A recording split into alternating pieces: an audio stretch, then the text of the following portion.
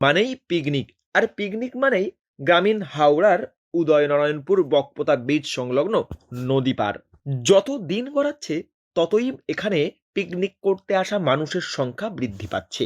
এবার বহু মানুষ এখানে এই শীতের সময় হাজির হচ্ছে পিকনিকের টানে। যখন দলে দলে এখানে পিকনিকের আগ্রহ দেখাচ্ছে মানুষ, এমন সময় একদল যুবক যুবতী এই পিকনিক স্পটে হাজির হয়েছে পরিবেশ রক্ষার বার্তা নিয়ে। শুধু বার্তা নয়, যুবক যুবতীদের হাতে পরিবেশ বান্ধব নানা সামগ্রী।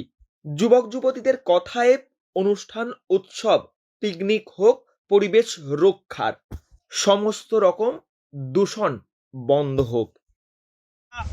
উদয়নারায়ণপুরে নবনির্মিত যে বকপোতা বীচ, সেই বীচের নিচে ভিন্ন স্থান থেকে আগত যে বনভোজনকারীরা, যারা এখনো অসচেতনমূলক কাজকর্ম করে চলছে, অর্থাৎ প্লাস্টিকের গ্লাস, থার্মোকলের বাটি, থার্মোকলের পাতা তারা অবাধে ব্যবহার করে চলেছে।